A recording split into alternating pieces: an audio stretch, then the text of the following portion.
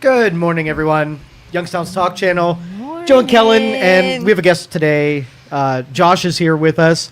Josh has a pretty good social following, pretty good social channel. I peek in on you guys from time to time. Thank you. So why don't you tell our audience what you do and kind of what your niche is? My name is Josh. I am the owner of Sonner Solutions Nuisance Wildlife Removal, and what I do is residential and businesses that have wildlife problems, whether it be in their home, attics, crawl spaces, basements, or on their property and property damage. I remove those animals for them. Okay, you get some weird stuff. I'm assuming From time to time. Yeah, like what's in our area? What are the weird ones, or the ones you don't like touching? Well, all of our Ohio native wildlife, I don't really mind anything native here at all. I'm not afraid of them, and I know how to handle them. So nothing really out of range for me to handle, really, to be honest with you. I have had some non-native things that I've had to handle in the past that were pretty interesting, like a 5'3" monitor lizard. Oh yeah. And then also somebody called me and said that they had a snake behind their hot water tank. I assumed it was either a garter snake or water snake or something that we have here in Ohio, and it ended up being their ball python that got out of an enclosure. Got it. So, but I still got those handled. My soul would have left my body. Like, there's no way. I probably would have just burned the house down. Well, I had a friend that used to live in Youngstown, and he had a huge illegal Savannah monitor in his basement, and it did get out one time when Is that he put a it snake? in. No, it's a big lizard, hardcore tail. I mean, this thing, like if you went up to it, I mean, it was a great eater, and he held like a broom up in front of it one time. It slapped its tail, broke the broom in two. Yeah. This thing was aggressive. It was a total asshole of an animal. Why does somebody want one of these? Well, exotics are a big thing. A lot of people will throw tigers in their backyard or big ball pythons. Just to be like, look at this cool Yes, thing I have. Yeah. That's what I encountered with the monitor lizard that I handled. The guy had ordered it. Wherever he ordered it from said that it was tamed, it was handled, et cetera, et cetera. That was not the case. No, not the at all. case. Not the case at all. Like you said, it At had all. the tail whip, the teeth, and it was not happy. Yeah, they're jerks. So, They Can you really- train snakes and lizards No, and things? No, there's no training. It can either be non-aggressive around you or not, and that's really it. There's no training. There's not really like you're gonna control if it's aggressive around you. You just have to hope it's not. Yeah, you have to condition it not to totally rip your throat out when you're But how do you condition it? Like, how do you know well, you're got if it associates with you with food, right, and it is made happy because you give Yeah, it food, like, then when you can't come through kill the this door, guy. it's He not like I'm feeds not me. going to eat that guy, but I'm going to eat what he's got for me. you guys should have Ed Kimura with Kimura Yes, Outdoors he's a on. good dude. He's Good dude. awesome. A really good friend of mine. He would teach you guys all about that. That's all he handles is snakes and lizards and tortoises and turtles and stuff. So he's a really So do you awesome do you guy. work? Is it completely private? Or do you work for Division of Wildlife? Do you couple or team up with them at all? So I'm licensed by them. So I'm licensed through the Ohio Department of Natural Resources. They appoint us as what our title is nuisance control wildlife operators. Okay, so they have us go out and do these things because obviously with the ODNR they're out doing bigger and better things, and so there's people like us that are available. Okay, so like if you're, I don't know, an eagle or a hawk crashes in your backyard, hurts its wing, right? So there is certain things like that would be more of a rescue more than a Okay. wildlife removal. Not with you. Birds of prey. There is certain cases where you do have to call the ODNR. Like I just had an incident the other day where a deer was injured by a car. It got onto a private residence. It was in city limits. So obviously that animal unfortunately didn't make it and it had to be euthanized. I had to call the ODNR so they can come. I'm not allowed to discharge a firearm in city limits, but because they work for the government, they can. So yeah, we do team up on some things together. Okay. Now, with I mean, we have some predators in this, in Ohio. I mean, we got some, coyotes, we got some bear. Bear, coyotes, bobcats are making a Bobcats. good comeback now. Now we're getting more and more of the fisher cats, which are a small predator, but a predator nonetheless. Now, how do you Yeah. feel about introducing predators to keep those, other animals in control? Man, it's tough to balance, and if you look back in history, and this is just my opinion, I'm not a professional Yeah. in wildlife biology. It seems like any time man gets involved and they reintroduce something, the balance is off. We jack it up. Yeah. Anytime we get involved, like the coyotes, we introduced coyotes here in Ohio probably before you and I were born because there was so many deer. Now the deer population suffers, and now there's coyotes everywhere. And so, not just the coyotes taking the deer, but the ecosystem. If you have too many deer in a certain area, they're going to eat all the shrubbery and all the plant life, and they're going to deplete that property of the food sources, which also affect the small animals that eat the same food as the deer. So anytime we get involved, I can't think of one Yeah. that really worked out well. I mean, even on the insect world, we introduced those Asian beetles to Right. combat the aphids, and then Yeah. now they're too plentiful, so we introduced. It's like Right. there was no woman Is that to swallow the fly kind of thing. Yeah, is that the ones that they keep showing pictures like online of these insects that they say they're encouraging people to kill them. If you see Oh, these, that's the kill them. lanternfly. The lanternfly Yes. is what you're Invasive talking They're about. as can be. invasive, and they said they're Yes. really bad. And if you see one, kill it. And I'm just like, oh, they're gross too. I don't handle insects, but I know a little bit. Like the lanternfly is a big deal right now, and I have seen those posts that you're talking about, where they're Yeah. just like, if you see them, kill them. So Why is that? What are they? I'm not gonna sure. I'm not do? an insect guy, to be honest with you. I just do. Oh. I think they wildlife just and eat reptiles. everything. Their body mass is huge, and they probably tear up crops. Yeah. That's my guess. Probably. How about I'm having an issue currently around my house. What do you do if it's like not wildlife stuck in the house? They're not stuck anywhere they shouldn't be. They are just in the wild. But I never realized how plentiful skunks were around We have here. all over our Oh place. my God, they're everywhere. And every time I go out of my house, I can smell it. And I'm just like, someone's got to move this thing. I don't know where it lives. No, that's your weed smoking neighbor. It's not the skunk. I Honest assure to God, you. we thought it was for a while. But I have learned neighbor smell, true skunk smell. So right now we are in. I just made a post about this on my business page. We are in the middle of skunk breeding season. Ugh. And this is what I tell everybody that call, and I'm getting a ton of calls about this very thing that you're discussing right now. A skunk, when it sprays, you can smell it a mile away. Literally a mile Oh, I away. believe it. So I believe it. when people call me, I tell them to keep that in mind. Just because you're smelling it doesn't mean that it's on your property. Obviously I'm a paid service, so if you want me to come and investigate, there's going to be a fee for that. But it might be down the road. It might be down the block, again, a mile away. And as far as wildlife cruising through your property, there's really no cure-all for that. There is no preventative measure that you can take for that, unless you want to go the crazy amount of fencing in your yard and doing things like that.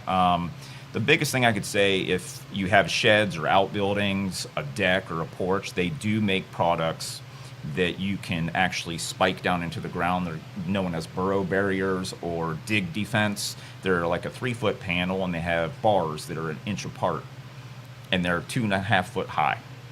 You spike them down. You want the top of that burrow barrier to touch the bottom of your deck or your shed or your outbuilding.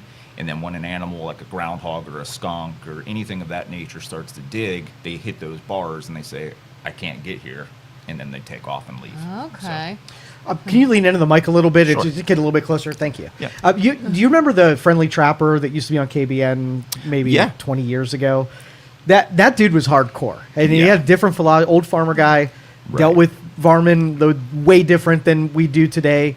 I remember the first time I walked into the studio and he was still in, and he said, somebody called in and said, I've got this groundhog. He's tearing up my garden. He's being destructive. He was like, here's what I want you to do. I want you to take your car and I want you to back it up there. I want you to take a hose. I want you to wrap the exhaust pipe, and I want you to put that pipe down in the groundhog's hole and let it run for about 25 minutes. Aww. Yeah, so the difference between me and that guy is my company, and it took me a year or two to get there, but I will say when I first started my company, I started with a different perspective and a different outlook.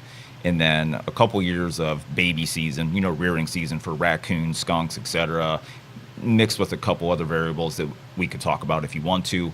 I focus on humane aspects of deterring the animal off of your property, deterring it out of your attic, getting them excluded out of your home rather than trapping them off the property. Because with the state of Ohio and the laws, the thing is, certain animals that are especially on the rabies vector species list, if I remove a raccoon, that's my number one call every day, okay? If I remove a raccoon off of your property, there is no relocation.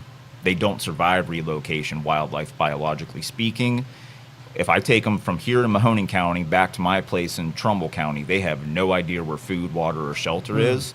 So they will either starve, dehydrate, or panic and stress, or fight other predators that are already in that area. So when you're trapping them, they have to be euthanized. And that's skunks, raccoons, possum, anything. So I try to focus on, they already have a different place besides your home that they're already living. A lot of species have multiple dens. So I try to get them to leave your property without having to trap them, remove them, and euthanize them. I'm over it. I'm not into it. It bums me out. Yeah. So that's where I'm at with it. So Everybody wants a trash panda. Like, they're so cute. They really are. They're not nice. The but they're babies, nice. maybe. I've seen babies before, like on the side of the road or something, and I'm like, oh, don't come in my house. But you can stay over there and be cute. Even skunks. They're not that bad looking, but they're... Yeah, you probably don't want a skunk. Unless No. you get it D whatever, like, yeah, you can take the scent glands Yeah, out. yeah. They make great pets. They're kind of like a cat, to be honest with you. They're Okay. pretty chill. What do you do if you are sprayed by a skunk? What's the best method? oh, I know. It's tomato sauce. I was going You to say, bathe I've always in heard tomato tomato sauce. And my wives' brother's tale. dog has been sprayed by a skunk, no joke, probably 4 or 5 times, and they struggle with it bad. And So with the skunk thing, so here's what I'm going to tell you. Being that I do this professionally, I've tried everything from the tomato to the baking soda, Dawn dish soap, and peroxide. And the only thing that I have found that works is ironically enough, there is a company out there that is called Poo, P-O-O-P-H, and it's a skunk odor eliminator. Okay, and when I say it works, there is nothing that takes it away 100%. You might get 85, 90% of the scent out of your clothes or out of your furniture or carpet, but it's going to linger for quite some time. Yeah, even when there's a Yeah. roadkill, even when it's long been cleaned up, there's a Yeah. month where you can Yep. still smell that. Absolutely. And with Yeah. dogs, the thing that people miss with the dogs, if your dogs get sprayed, the first instinct people have is spray their dog with a hose or put them in the bathtub. You have just set the oils of that skunk deeper into the dog. If you're going to do the Dawn dish soap, baking soda, and peroxide, you have to make that into a paste, put it on the dog dry, and it has to stay on the dog 10 to 15 minutes, and then you rinse it off. If you wet the dog immediately, you're smelling it for months. Dang. Yeah. oh, that's good to know. And then try to keep the dog from eating the paste Yeah. while it's on there. Yeah. See, that's why I need to know. If there is a skunk near my house, I can't Just risk it getting my embrace dog. it. Just keep the skunk scent around. Treat it like it's a great smell, and let's perfume But it if, up. but if it comes into my back, like we do have a fenced-in backyard, but it's aluminum, so it's not solid. If it sprays my enormous furry dog, we're gonna have to give him away. Like I don't even know what we would do. That would be impossible to clean up. Yeah. All right, so now when you have like a park or even a backyard, and you get geese that find your property to the liking, and they just make a mess of everything. Right. Like Yeah. geese are probably pretty hard to relocate without just offing them, right? Yeah, they are. So they are. I'll be honest with you. I've been doing this for 6 years now.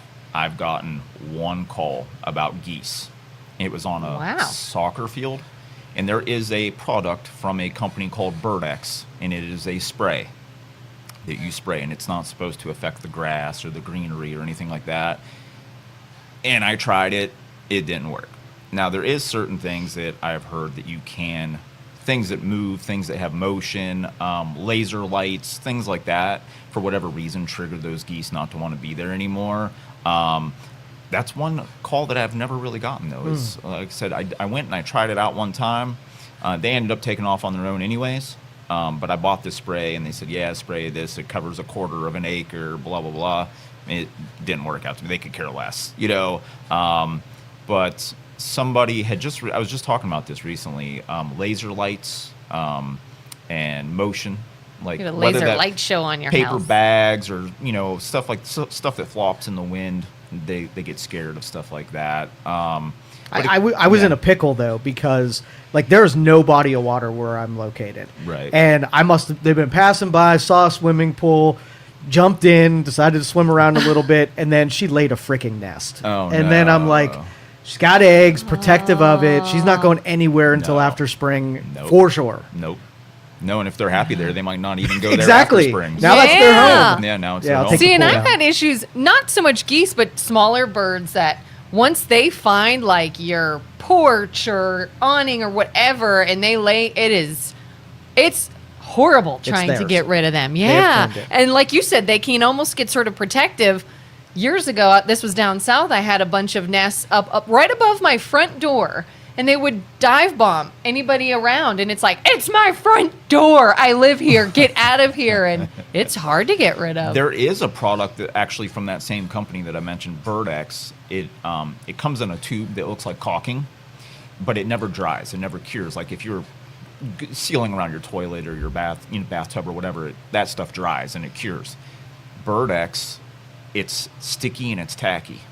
And if you put that on anywhere that they're making a nest or where you see them perching and defecating on your lawn or on the wood or whatever, if you put that where they're sitting and perching, it gets really sticky and they hate it on their feet.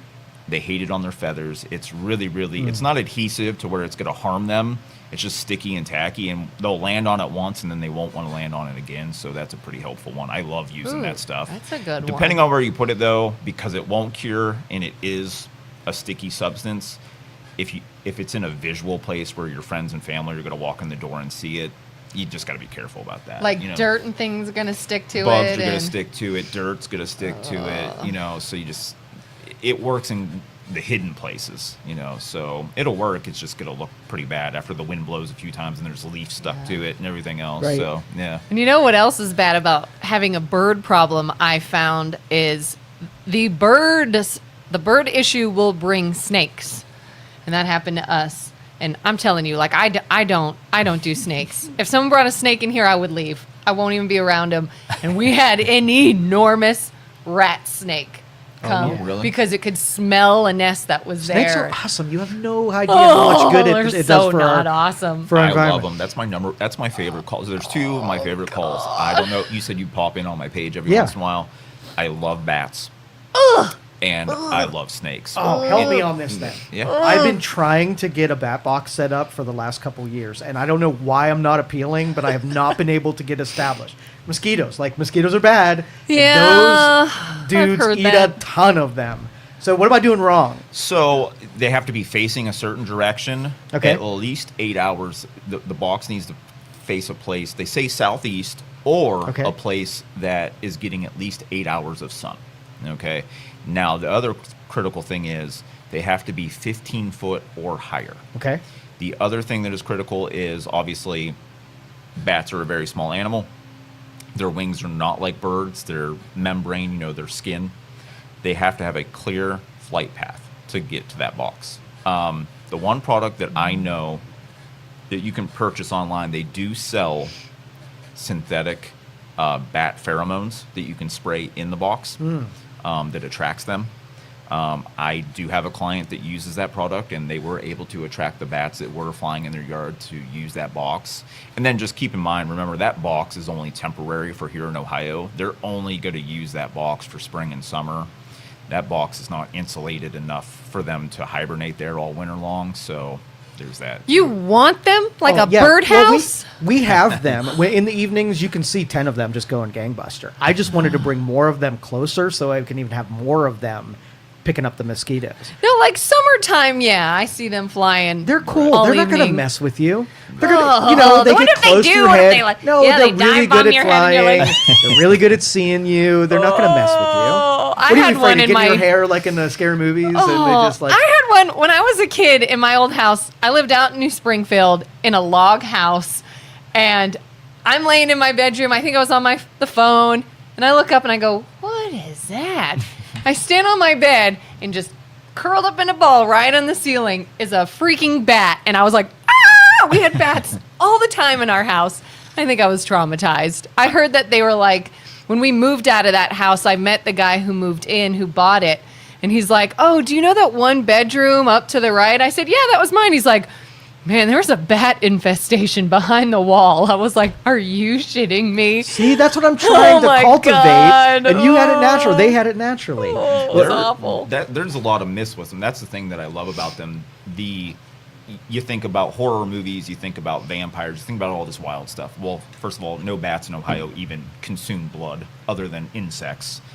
They don't go for your hair on purpose. On purpose, They yeah. don't fly. When you're outside and they're dive bombing you, you don't see that mosquito or gnat or moth that is a couple feet away from you. You know, They just saved you. and they just saved you. 100%. Is it true? When we were kids, my brothers used to stand outside and clap, and it would supposedly bring the bats around. I don't know if Is that's that true. just coincidence, It's maybe? probably just coincidence. If anything, I would think that any kind of noise or vibration would probably throw off their echolocation. Yeah, Yeah. because that's what they see. And if you're creating a bunch of disturbance, I'm not getting anywhere. We were dumb near that. kids. Oh, yeah, we used to be outside, and they would clap, clap, clap, and they're like, watch it, it brings the bats around. And I was like, well, then stop doing it. A couple years ago, I went on a trip, and when I came home, there was a dead bat on my stove. So at some point, What? when I was gone, a bat got in, probably knocked themselves out and trying to Yeah. fly around. But I have no idea how this sucker got in.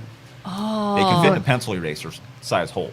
Okay, Keep all that in right, I perspective. know how this. Wow. Pencil eraser size hole. And when they're in your home, like in your old home that you were talking about, when they get inside of a living space, like your bedroom, bathroom, kitchen, whatever, flat surfaces register, it messes up their echolocation. Their echolocation is meant for out in nature, in open spaces. Avoid trees, Yeah, structures, whatever. of that. To them, in an open space like a walls, like in here, it's going to register as water sometimes. It's going to register as an exit sometimes, and that's why they're going to fly into your wall, into your window. And if they're in your attic and then they end up in your living space, it's because their echolocation failed them and they couldn't find their way back up to your attic or out of the house another way. So they don't want to be in the house. No, actually. they panic probably because they're like, "What the They hell wig is out. this?" Yeah. Yeah, we were told the couple of times we had bats in this house, we were told turn off all the lights in the house and the front porch light on and open the door and that it will go towards the light. So Go actu- to the light. So opposite. I tell my clients based on, because I actually went to Ohio State University for a day. Not that I went to college, but I went there for a day to learn about bats. I was there for a full day just learning about bats. And what I tell all my clients is, if you have a bat in your house, turn the lights off where you want it to go. Like when somebody calls me and says, I got a bat in my house right now, I say, turn off all the lights except for the room that you're hiding in until you wait for me to get there. Keep the lights on. They don't like light. They like to be in the dark. They like to hide in the dark. You were doing it wrong. We this did the whole exact time. opposite. Yep. I'm sitting in my room scared and I'm doing what exactly would bring it to me. And it Oh, actually, when God. you turn on a light, if it's in your bedroom and you have the door shut, if you turn on the light, they start. It's almost like a moth effect. They'll start flying more erratically. That's when they'll start dive bombing and freaking That's out. when and, I and would have been like, circling. nope. If you turn the light off, they like that and they'll calm down a little bit and they may even land. It makes my job a lot easier. I joked with Isaac last night. I went and picked one up last night at 9 o'clock at night, and I was like, "Hey, I'm picking up a bat. Should I bring it into the studio today?" Yeah. No, Do it up. I'll leave. I'll be like, bye. Oh my gosh. We had a flying squirrel too in that house. I Like a don't pet? know. No, like it just got in. Really? Like a legit, I didn't see it, but I was told it Super was a cute. flying That's squirrel. The number one populated squirrel we have in Ohio is the flying squirrel. We don't know it. Wow. We don't know it because they're nocturnal. Oh, it was at night. Yep. They're Yeah. nocturnal. Yeah. Interesting. Yeah, it's the number one squirrel that we have. I know we all see the gray and the black and the fox squirrels, red squirrels. By far, the number one squirrel is the flying squirrel. I would venture. I've been in the woods my whole life since I've been a kid, and a lot of that time was at night. I grew up in a small town. There was nothing else to do. I'm 43 years old. I've seen one flying squirrel in the wild. I have seen hundreds in people's attics, in barns, and outbuildings. So, Wow. yeah. This listener says, "How do I eliminate groundhogs?" I mean, there's a couple different ways that you can do that. Again, there is certain scents that they are scared of or that bothers them. The one thing that I like to tell people to do is capsaicin. It's what makes spicy spicy. If you know where their hole is, now this is just a base recipe. You can go as crazy as you want with it. But I tell people, get the biggest tub of black pepper and cayenne pepper that you can and pour it in that hole. They're so low. Everybody's seen a groundhog. They're very low to the ground. Their nose is very low to the ground. Their eyes are very low to the ground. If you fill that hole up with cayenne pepper and black pepper mixed together, a significant amount of it, every time they go in and out of that hole, you have created the powder form of mace, basically. It's in their eyes, it's in their nose. Wow. Now, it's a little bit, it's an irritant to them. It's not going to harm them for life, but it's going to be enough to where they're like, I'm over this. I'm going to go find a new home. Predatory sense, coyote urine, fox urine. Groundhogs are scared of everything. They're scared of everything. They're pretty sketchy. Every time you walk out, if you open your door and it creaks too loud, they're gone. You just have to make sure when you're doing your research on getting things like coyote urine and fox urine, make sure that it's ethically sourced. You want to make sure whatever company you're buying it from, like they sell it at Bass Pro Shop, they sell it at Fin, Feather and Fur and Boardman and stuff like that. And they can smell that. And if they think that there's a predator there, and not only that, but they think not only is there a predator here, but he's been around my hole and he knows where I'm living, they're going to take off. Now, you will have some persistent groundhogs that will stick around. And that cayenne pepper and that black pepper thing is great, but that doesn't stop them from going 5 feet away from where you put that ground pepper and black pepper, or black pepper and cayenne pepper, and they'll just dig another new hole. I use live traps for groundhogs. They can be relocated, actually, by law. So if you have a problem, they can always call me. And just check your local laws, however you're going to handle it if you don't want to call a professional. They're not so picky where they live. They're not so picky. They, for whatever reason, they have deemed them, wildlife biologists and the ODNR have deemed them able to survive a little bit better than other animals for whatever reason. They're just a little bit more hardy. Them and squirrels, you can relocate because they just survive. So. Yeah, probably, and look for lots of dens. They do really complicated tunneling. They do. And on my yard, we had like 4 entrances and exits, so make sure you hit all of those. With 700 pounds of dirt, one groundhog. So they don't just dig a straight tunnel and then a hole. They have bedroom, bathroom, nursery, food storage. Wow. So one groundhog, when they make a den on your property, so if you're talking about a shed or a garage or any other outbuilding, when they get underneath of there, 700 pounds of dirt, you have hollow ground underneath of your structure. I have gone into sheds and the floors are like this. I've gone into, like you said, a place that has multiple groundhogs and they've dug underneath the concrete slab of a garage. No. Cracks down the middle. Wow. I've seen a lot of damage from groundhogs. They can be damaging, but they're still important to the ecosystem, and they do a lot. They help the soil. When they churn and they dig that soil, they help that soil. It comes back stronger and richer. They're cute. They are super cute. Well, I think the biggest asshole varmint on my property are stupid chipmunks. Like, man, those guys just tear everything chipmunks. up. When I look overhead and I see a birds of prey, I'm like, come on down here and get yourself a meal because they are impossible to make go away for me. I didn't know chipmunks Stupid could be chipmunks. a They're like destructive. frustrating. They dig a lot of holes on your property. A Oh. lot of holes. And it's like I sit on 10 acres out in Trumbull County. And every year, it's just like I live trap them. There was one time, when I get a new trap, I test it out on my property, et cetera, et cetera. There was one year that I think I removed 35 chipmunks off of my own property. And you thought, oh, that'll take care of the problem. Nah, a month later, they're still all over the place. And you're just like, wow, that's a lot. Why are the cute furry ones the ones that are so detrimental, and the creepy, ugly, scaly, gross ones are good the ones you, the that are villains. helpful? We cheer for the villains. Well, Aw. to be honest with you, everything has its part here. Everything plays a role here. Whether it's got scales, feathers, fur, whatever, 4 legs, 2 legs, whatever it is, everything has its place in the ecosystem and it has a purpose.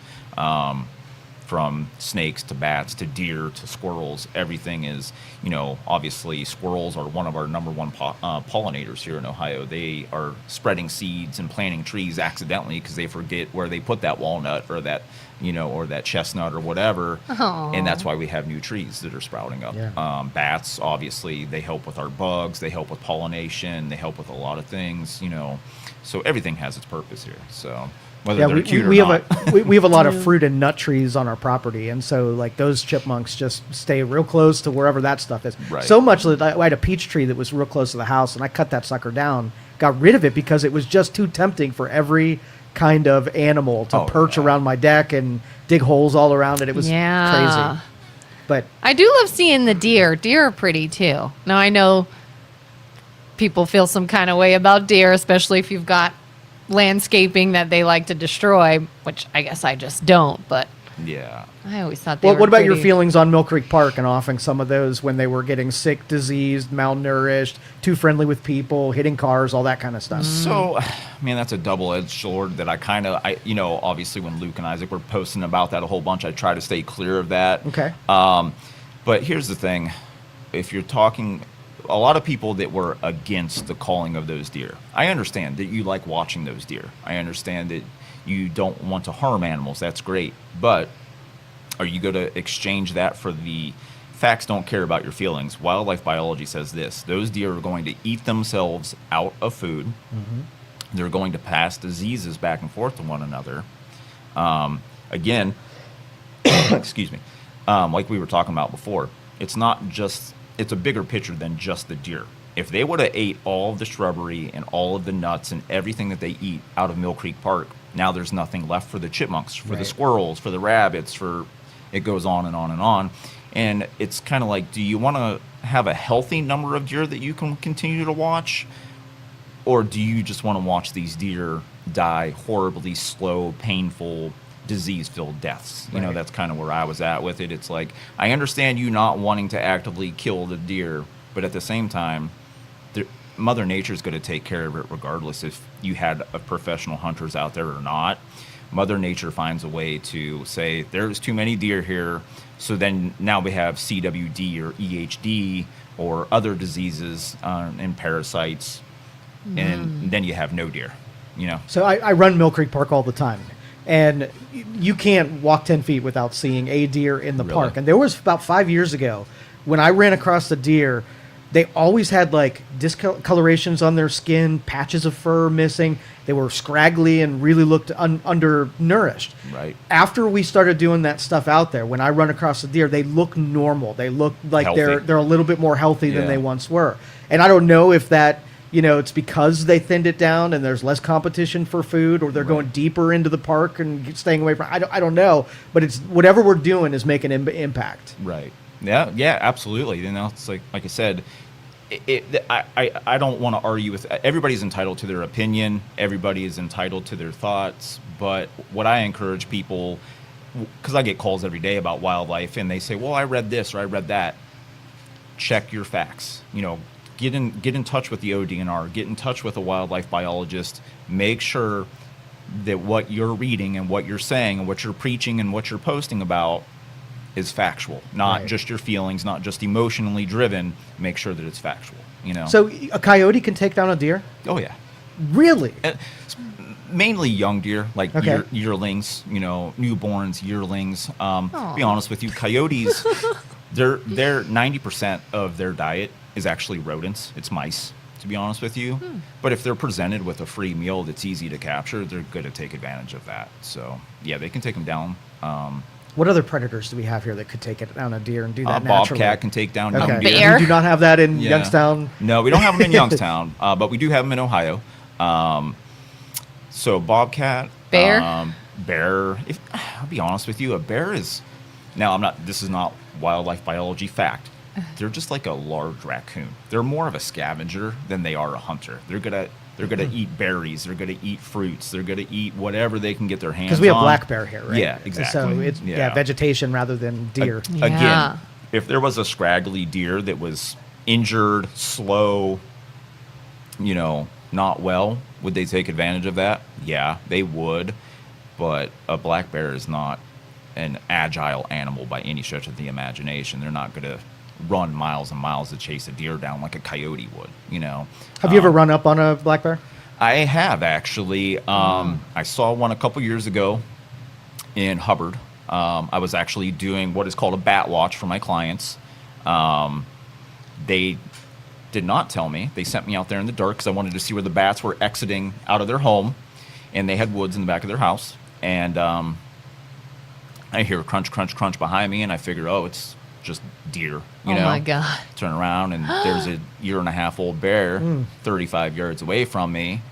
And because it was young, I'm yelling. You know, I'm like, hey, hey, hey, get away. You know, put my strobe light on my flashlight.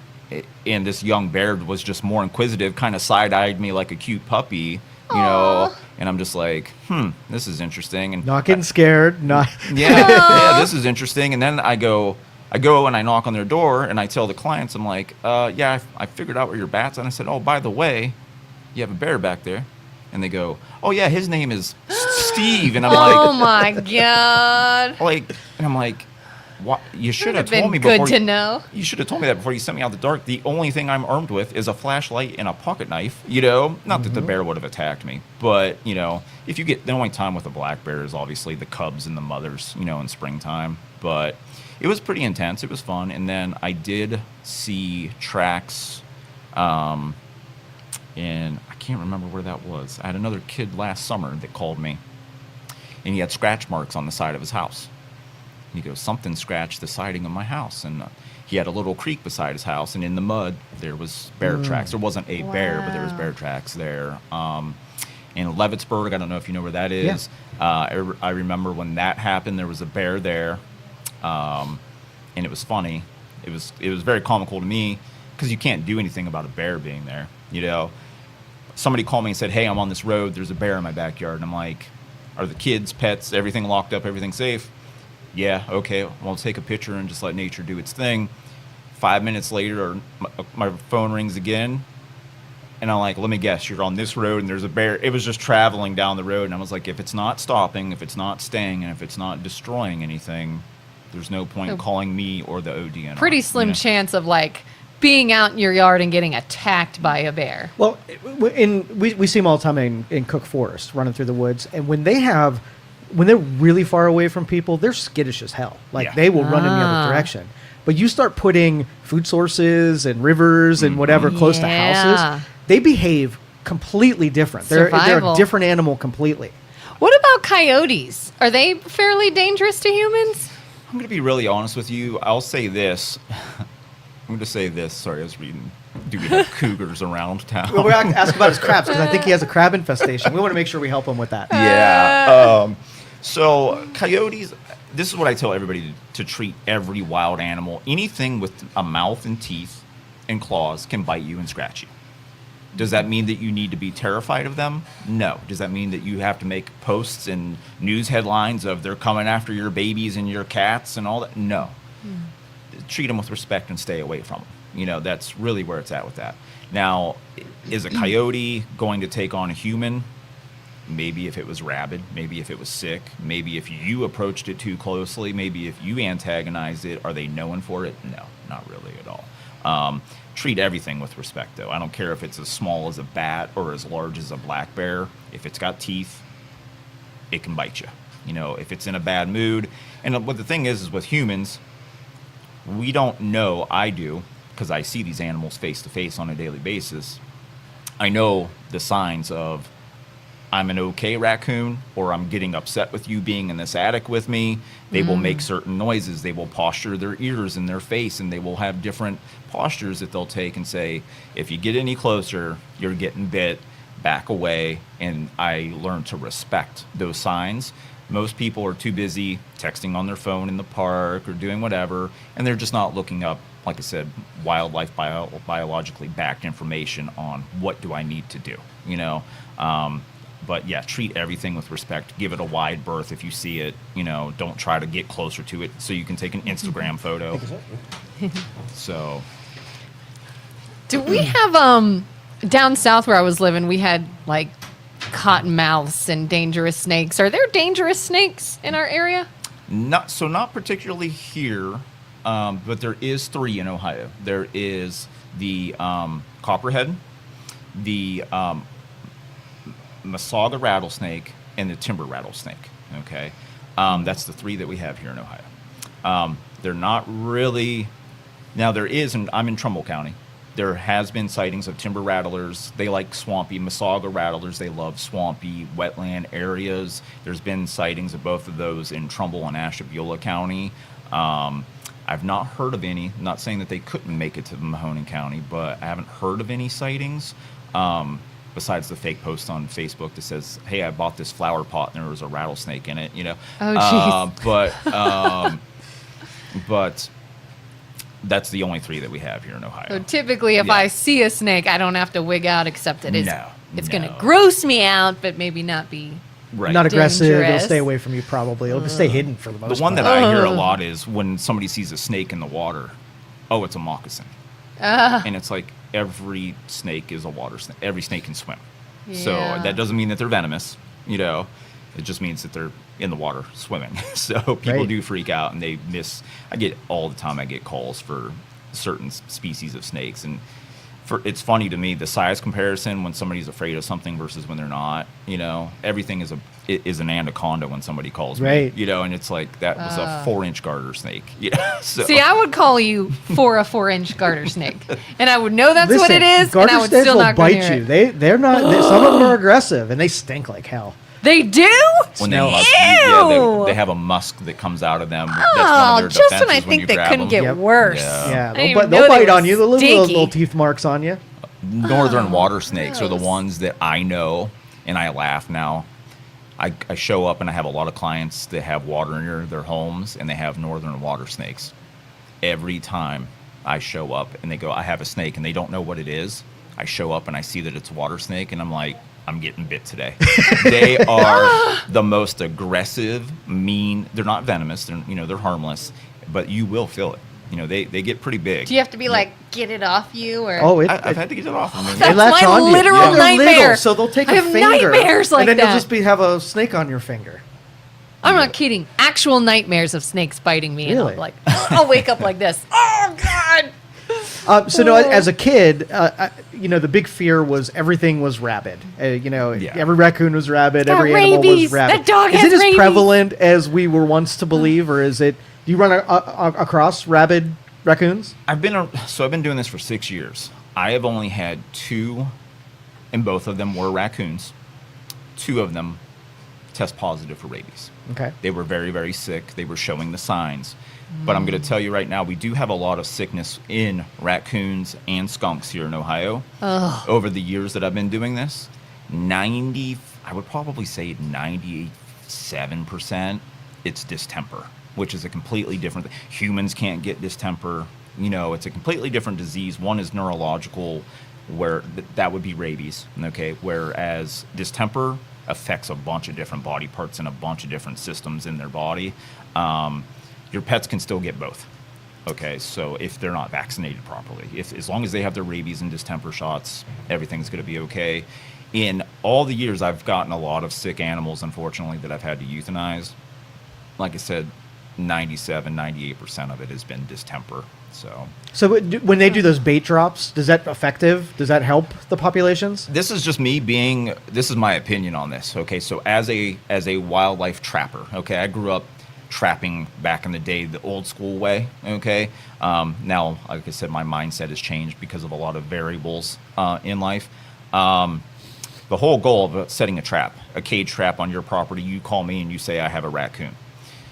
I put marshmallows and grape jelly in that cage. That raccoon goes nowhere near that cage and doesn't care for a week. And you say, hey, what's going on? And then I put sardines in there and say, okay, let's take the marshmallows out. And then we catch the raccoon the next day. Okay. They didn't want those marshmallows that day or that week. With the rabies pellets, and they're just dropping them randomly, I feel like maybe some will eat them, some won't. I have talked to the ODNR and I've talked to some wildlife biologist friends of mine.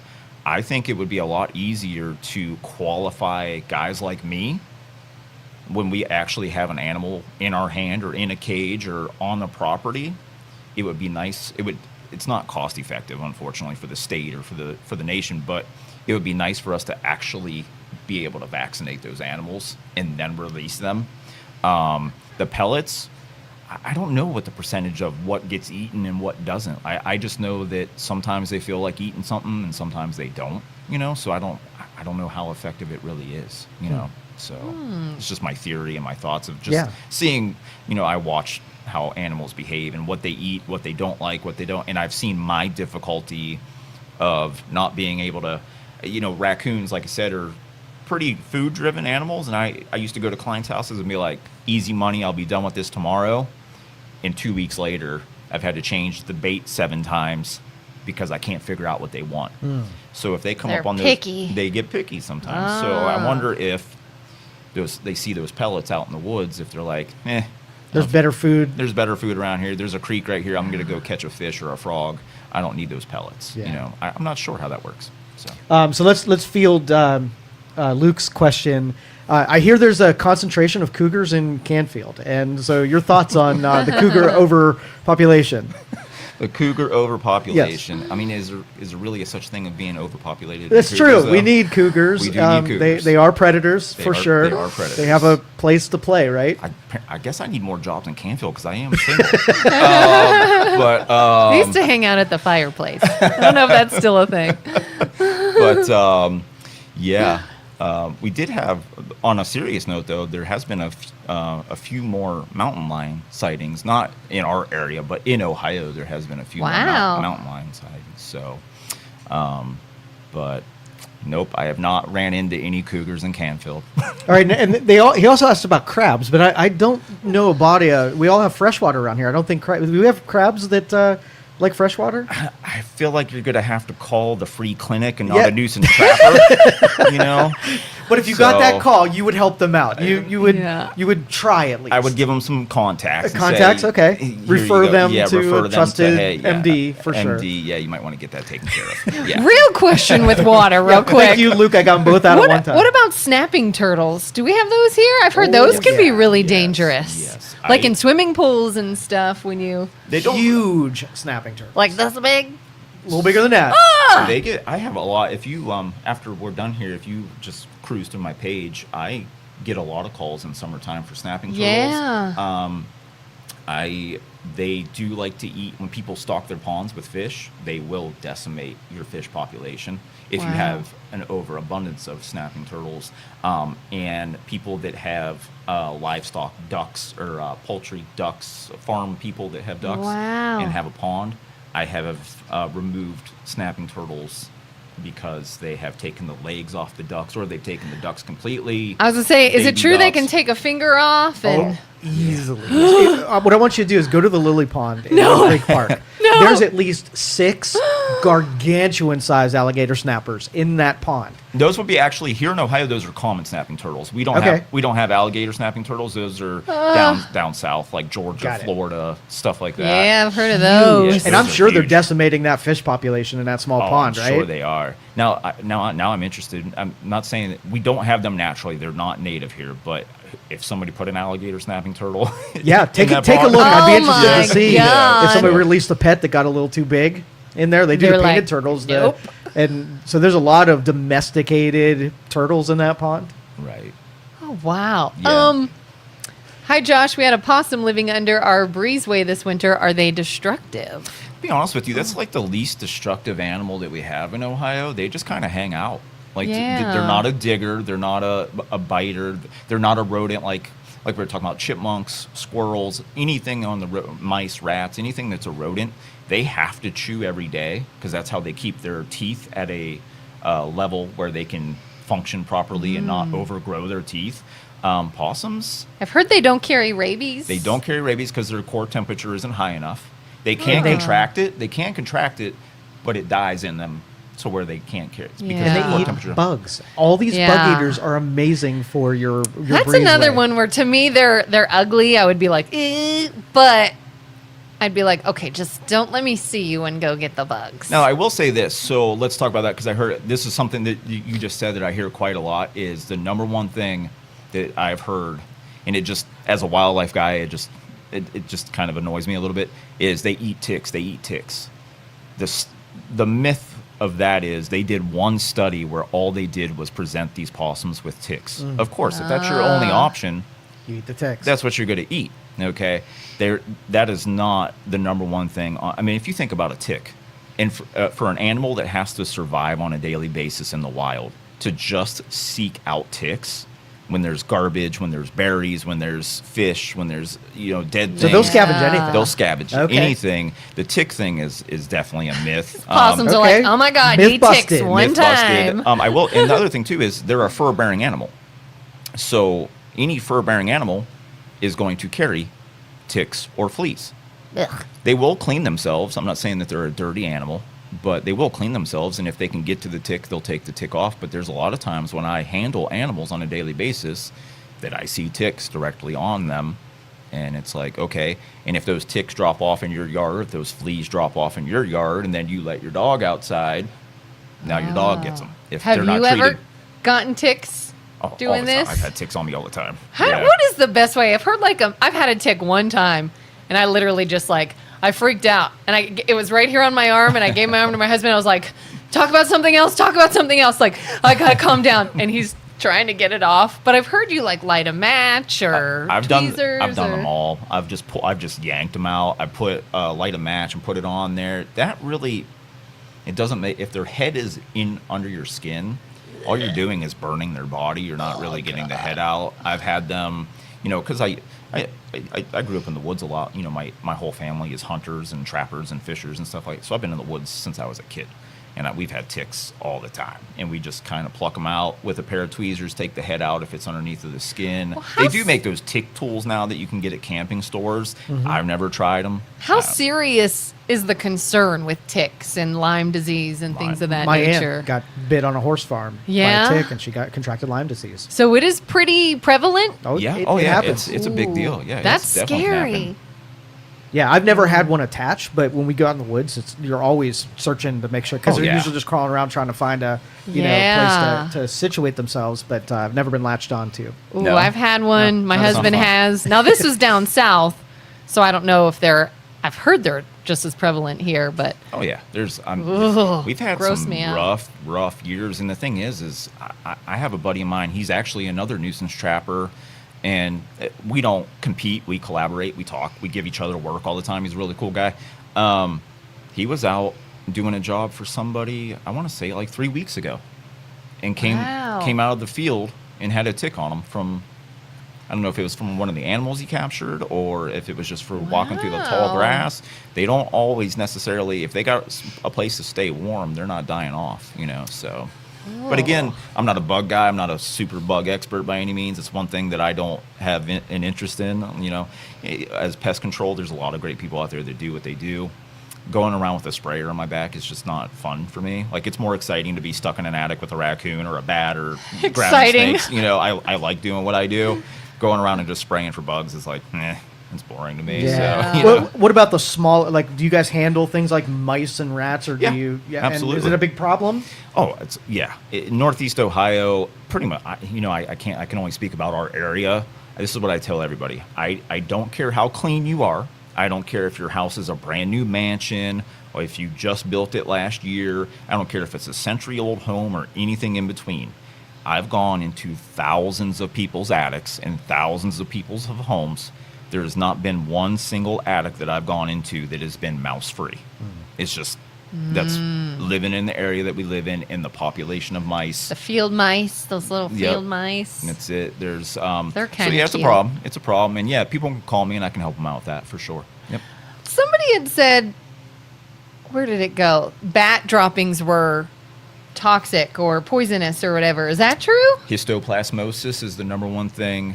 It's really, really bad. And you want that in your house on purpose. it's great fertilizer though. Outside of the house, But not what in if the you house. touch it or something, or it gets on something, or can it kill you? Oh, yeah, you have to breathe. So if it's up in your attic, you got to think about the structure of your home.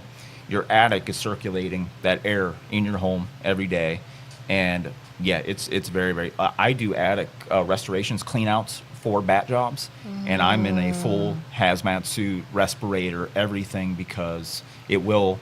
What histoplasmosis does is it gets in your lungs and it shuts down your lungs, and you will die. So This was in my old house. It's a good thing we didn't have central air in that house. yeah, Dang, it's when very, I was a very kid, dangerous. no Yep. wonder. Can you let people know not to feed the wildlife in an area like deer? A huge problem in my neighborhood on on the west side near Mill Creek Park. So there's a post that I can direct them to if they follow my page, Sauner Solutions Nuisance Wildlife Removal.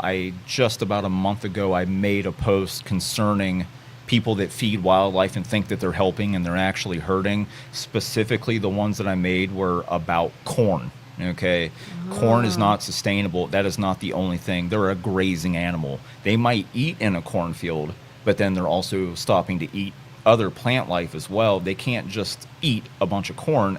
It's actually really, really bad for them. And you have to think about what you're doing. Whether it's a bird feeder or a corn pile for deer, you're baiting, whether you're hunting or you're just watching, it doesn't matter. You're baiting those animals to come to a certain area for a purpose. What can that do? If you're in a Mill Creek Park area, like, that comment says, how many roads does that deer have to cross? So now you've jeopardized not only the deer's life, but you've jeopardized a person in an automobile's life as well. So, yeah, and it can't be nutritious as them Yeah. grazing, so it's No. not good for them. No. It baits them into areas, and they bring their friends. They'll Yep. pass on the hard meal, the grazing. For the easy meal, it's a pile of corn. yes, absolutely. Yeah, it really messes them up. And I've talked about this a lot. A lot of people don't like hearing what I have to say on my page because I talk to wildlife biologists. I talk to ODNR. I talk to people that are college educated and specialize in these type of things. It's not a good idea. It's not a good idea to keep piles of anything, especially one thing.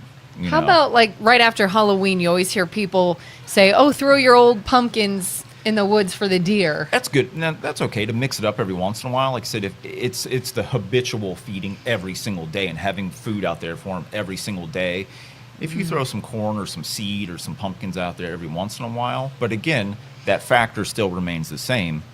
You're baiting them to go get those pumpkins. You just have to Yeah. make sure, is it safe for travelers? Is it safe for the deer? Because if it's not, Yeah, I'd like to see the Yeah. deer keep really deep into the woods, as deep as they can get, rather than being on the roadways and Yes. those houses that butt right up against the woods. Oh, I've Right. almost That's a hit dangerous it. spot for them. I've come so close to hitting deer. My mom, I think she hit 3 deer last fall, something like that. It was Holy crap. insane. Yeah. We're like, stay off the road. It was all the time. It was Yeah. ridiculous.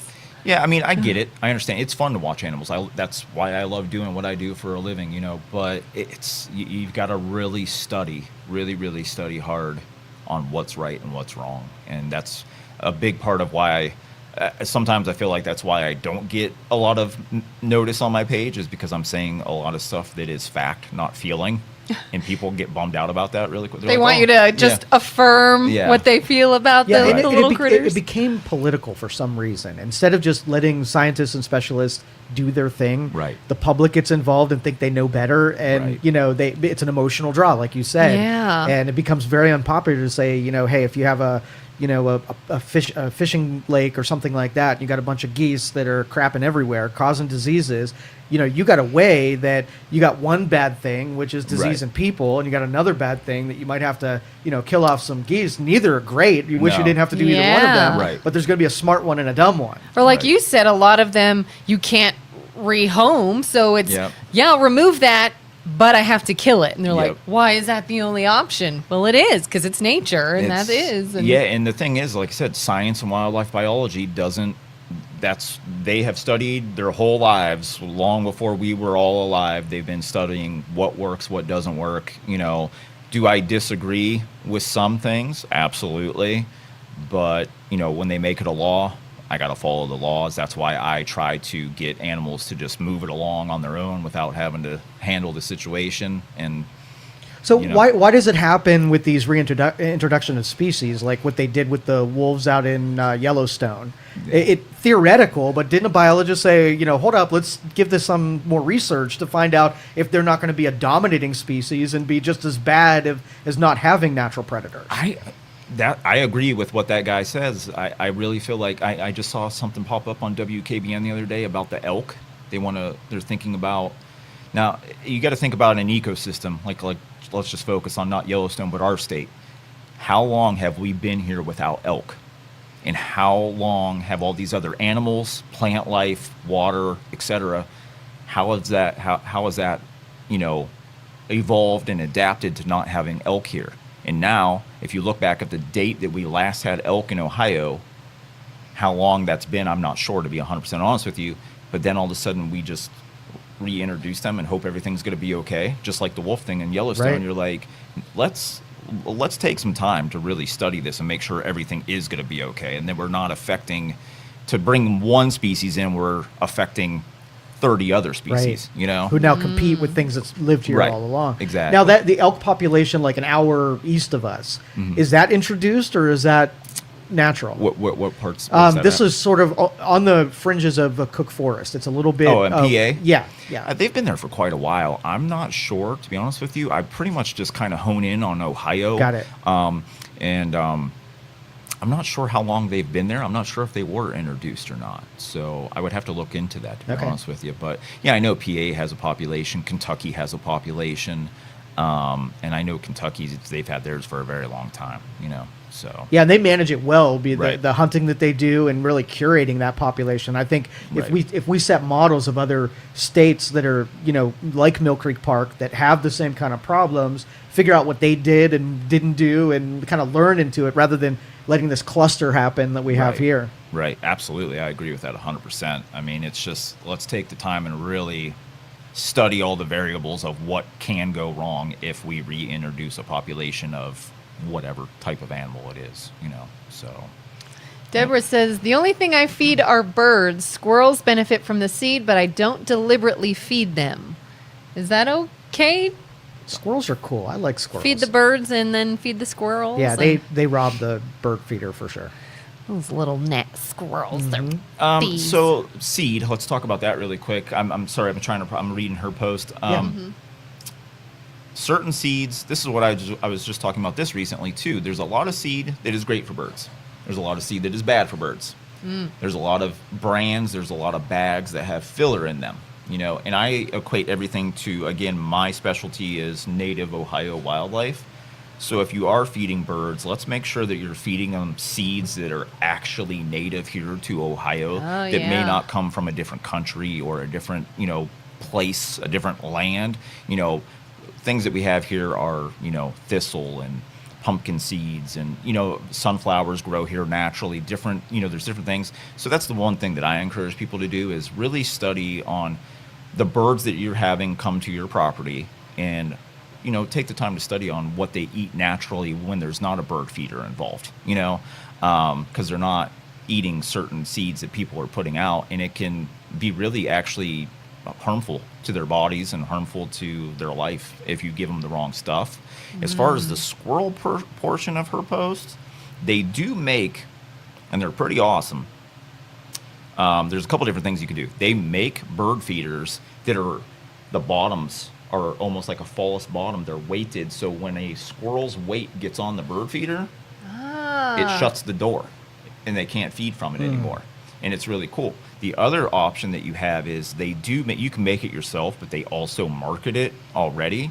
Spicy bird seed and spicy suet cakes. Has that capsaicin again that we were talking about. Birds cannot register spicy. Capsaicin is not a thing that they can register with their palate, with their tongue. But every other animal, deer, squirrel, raccoons, possum, skunk, everything likes bird seed, everything. But that spicy mix, it really actually helps deter other animals other than birds. Because, when a bird gets on a feeder, what do? They flop it around all over the bird feeder, and then it's on the ground. Right. So then at night, you've got your possums, your skunks, your raccoons, whatever. And during the day, you're going to have your birds and your squirrels. If you don't want the squirrels there, use the spicy mix. Or spend the extra dollars, spend the extra money, and get those squirrel-proof feeders. Not the posts, not the poles, not any of the wacky stuff. Cool. The actual feeders that close from the weight of a squirrel. So I got this question. See if you could have done this any different, because this was not a great scenario. Went to light my fireplace one spring. I think it was spring. and I heard chirp, chirp, chirp, chirp, chirp up in the chimney, right? Oh, no. And I was like, crap. And somebody came in and said that there was like chimney swifts. Does that sound right? Yes. And protected. And Federally protected. they told me that you can't do anything about it. You Nope. just got to wait till their nesting is done, and they fly off, and then cap that sucker super Yep. quick. Yeah. Wow. I get people that call me all the time, and the best thing that I do to save people money, record. You know the noise. Oh, yeah. It's a horrific noise. It is. It is a I pissed them awful off bird so noise. bad. And they're federally protected by the Migratory Bird Act. Okay, they come all the way from Peru to here in Ohio to nest, Wow. and then once the babies are old enough to fly, they leave and they go back to Peru. I cannot touch them. I can't do anything. You know, I can't. That's it. So if you I lit tell- your fireplace and it killed them, that's a crime. I'm going to jail for Yeah, sure. 100%. If you Wow. know now accidents, they might have some leniency on you, but if you say, "Oh, I'm so tired of hearing these chimney swifts," light the fire, you're going to jail. Yeah. Same with bats. Yeah. Bats are super protected. The only thing I can do this time of the year right now is actively get them out of a living space. Like the one that I said I was going to bring today Yeah. was in a guy's basement, and then it got up into his living room. So I'm legally allowed. Now I have to get a hold of my rehabber friend and take the bat to a bat rehabber. But they're protected until April. I'm not allowed to do any kind of bat exclusion work on any home until April. Wow. And then it shuts down. And then it shuts down for their pup season because they have babies. So the reason, obviously, for that is the babies can't fly yet. They're just flopping around. They're tiny, cute little things. I can get the adults to fly out, but now we've just killed protected The babies, species. The yep. babies are going to be left behind. So Yeah. they shut down the season until August. So. Oh, my aunt has a cottage up at Lake Erie, and there's a tree next door that has an eagle's nest. And you see eagles flying around. I've heard you can't do anything about that. You don't I'm want to sure. be within. I want to say I was told. I want to say it's like you can't be within 500 yards or 500 feet. You're not supposed to be in that area at all. Like, you- Now, if they set up shop in your backyard and they're close to your, Yeah, your I mean, house, there are like what the hell do several you do? houses you gotta in call. this Well, area. if it's on your own property, you would just have to call the ODNR so they can monitor and stuff like that. But if it's on your own property, it just is what it is. Right. But if you are at a lake, like I live near a mosquito lake or whatever, you can't go messing around. You can't even pick up a feather. I Like, heard that. If you walk, Really? Illegal to have an eagle feather. yeah, Yeah. you can't. I didn't can't know pick up that. a feather. You can't do anything with an eagle. They don't want you to mess with them at all. So. How about there is a tree in the neighborhood across from where I live, and there are a ton of ugly buzzards. Like, can you get rid of that? Or those things are Are disgusting. you by a highway? No. No? Well, it's Cala Road. I think it's considered like a state road. It's not like a busy highway, but it's a state road. You could get away from. But this that is like perch. right off of that. You can discourage them from being there from having that tree taken down. But honestly, buzzards are, again, everything has its place in wildlife. They're the cleanup crew. Yeah. Every roadkill, everything that's Which helps with the skunks, I guess. Yeah, but absolutely. Absolutely. Yeah, we got a bunch where we are too, and they circle Yeah. all day long cleaning up the side of the roads. So Yeah. that busier the street, the more food that you have, and that could be There you why go. they're close. It is Yeah, oh, a yeah. fairly busy street. Yeah, they are, and everybody has their taste. We have, like I said, I'm in Trumbull County, and we have the turkey vultures, and we have the black vultures and stuff like that. I don't mind them; they're cool. They just every once in a while they're hovering around my house because I'm surrounded by woods and swamp, and they're always looking for something. But to deter them off, like I said, you would have to get rid of their perch. You'd have to get rid of that, and do you really want to do that? Probably not. Yeah. So, yep. How about this for earlier we were saying, fact versus fiction and wives' tales. Any truth to certain animals that if you go near them, their mothers won't come back for them? Like your scent is somehow Yeah. on them. Have you guys I heard saw that? it light up when you asked that. This is gonna be Yeah, good. you always hear that with like baby deer or something of that nature. Just like No, it's so much myths that we were told from our grandparents. That's like, I'm so glad to hear that. Because you always hear their mother won't come back. Bunnies. I grew up bringing stuff home. That's how I got in. Like literally, I grew up in a very small town. The only thing I did is drop my book bag off, go into the woods, and in spring and summer specifically, I had a new pet crow. I had a turtle. I had a snake. Baby bunnies, baby raccoons, whatever I can grab. Now I am paid to tell people, don't do that. Don't touch that You stuff. kidnapped them? Yeah. So, and you know what? I would study them, and like, because my family. Studying All this. boys did that. He's not alone. No, all boys did that. All boys. Did you put them back? Oh yeah. Okay, we good. never caged them. It was kind of it was something that like, let me see their behavior, let me see how they are, let me feed them for a little bit, let them. And the woods was right across the street, so we would let them hang out. They would come and go as they please, But the bird thing, any animal, it doesn't matter who you are. It doesn't matter. They are not going to abandon them. Should you touch them? Should you handle them? No, you shouldn't. Good. Just for other obvious reasons, you shouldn't be handling baby wildlife unless it's injured and you're taking it to a rehabber, or unless you're taking it off of your property. Well, here's a scenario. Like, would you rather this version of it? So no. We had lots of cats in our neighborhood, fields that had, pretty high grass. And there was a cat that killed the mother bunny, ate the mother bunny. So there was a bunch of 5 or 6 bunnies that are below the grass, just denned up.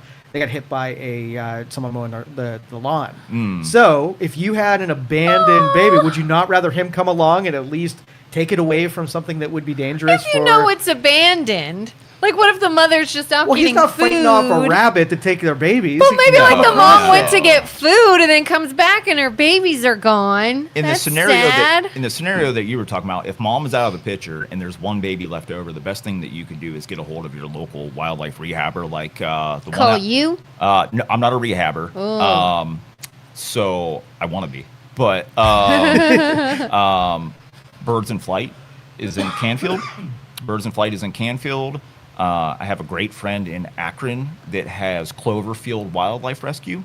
Those are the type of people, if you have an abandoned baby and 110% that mom is out of the picture, because I get this all spring and summer long, people will see a baby and instantly, I got to save it. I got to rescue it. I'm taking it in the house. And it's like, when it's mom's coming back and looking for it and you have it in the house, you're disrupting the whole cycle of everything right now. Yep. Leave it alone until 110% that mom is out of the picture, Yeah. and then you take it, and then you have to call. There is, again, kind of certain wildlife rehabbers, there's laws and regulations for them too. There's some animals they're allowed to take. There's some animals that you're not allowed to take. Like the bat that I got last night, I have to take it all the way to Akron because that's the only person around here that will take bats, that handles bats. Some people, and it might be personal preference, I'm not sure. I don't talk to a whole lot of other rehabbers other than Birds in Flight and then Cloverfield. Some people maybe just don't want to specialize in certain animals, but the bats are like, I have one person for bats. What do you do if you trap it and the place it needs to go is not open till morning? Does it Then you have stay a in your friend for a truck? little while. You have a friend for a few hours. Yeah. Just got to make sure. If it's a baby animal, at least try to call the ODNR, at least try to get a hold of a rehabber. And if they say, hey, I'm not there, I can't get there, at least get as much information, like, hey, what temperature does it, what kind of blanket, everything that you need to possibly know for that animal's survival. So that way you're not just throwing it in a crate or a box and hoping for the best and then it passes away through the night.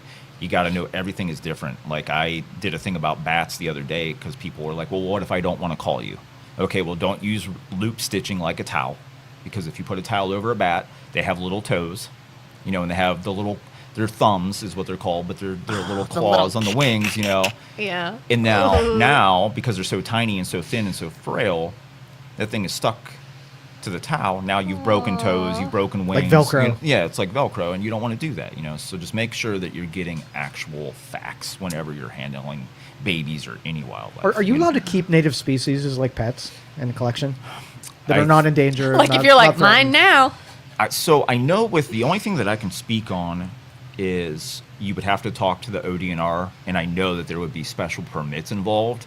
I know specifically with raccoons and skunks.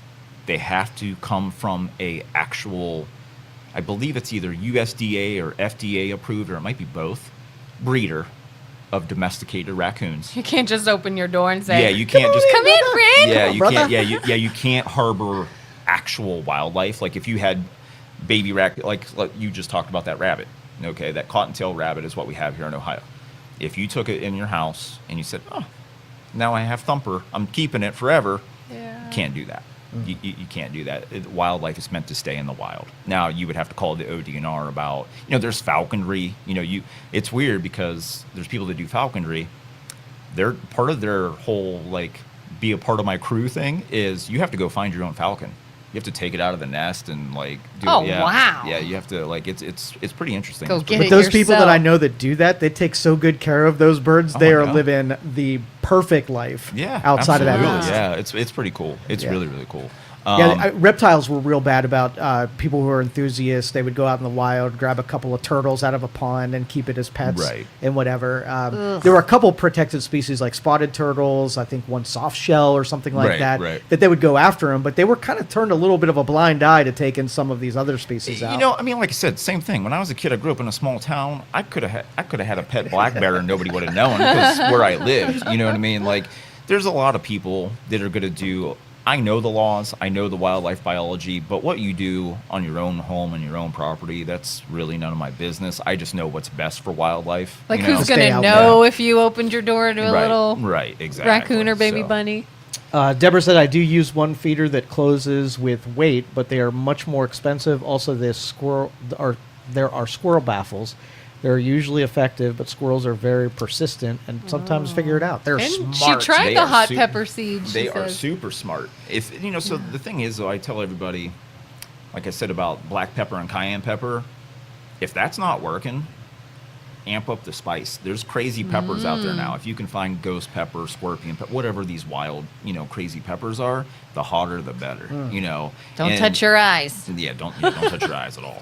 You ever Have watch you done that? Did you guys ever see that Mark Rober video where he set up a obstacle course for squirrels to see what they I could saw figure it. out? Yeah, I saw it. Amazing to see what they can get away I think with. my husband watched that on YouTube or something. I was like, we need to find a job, buddy. Watch it. He retired and then got really into squirrels for a while, and I was like, okay. Yeah, they can figure stuff out. Like I've had those people that get squirrels and raccoons. They'll get those cones around the bird feeder.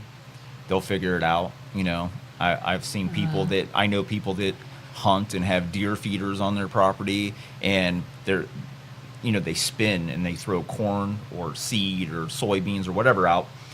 And those raccoons will literally climb the pole and they'll stand on each other's shoulder like a cartoon. Aww. And they'll spin the feeder so the stuff comes out. cute. So smart. But yeah, I mean, sometimes it's a combination. I know it gets expensive for people, but sometimes it's a combination of the spicy seed plus the feeder plus the baffles plus whatever you got to do. There is a simple trick, and it's actually free entertainment, but it's not long lasting. If you have a shepherd's hook, if you put Crisco on it, the white Crisco oil on there, they'll just slide down the pole. Raccoons can't climb it, squirrels can't climb it. But of course, That after, would be so fun. They try though. yeah, They yeah, will they try. try. They will try. They will try. The Crisco does work, but of course, after so many attempts, and again, you're going to get dirt on it. And once you get dirt and grit and grime, they can get a grip. So you're going to that's something that you're going to have to habitually do every couple of weeks is go put Crisco oil on your bird feeder, But it does work. I have seen it work. and Gotta it go is grease up my entertaining. feeder. What Deborah said is they're persistent, is they don't figure out that this is not happening, and they will try infinitely.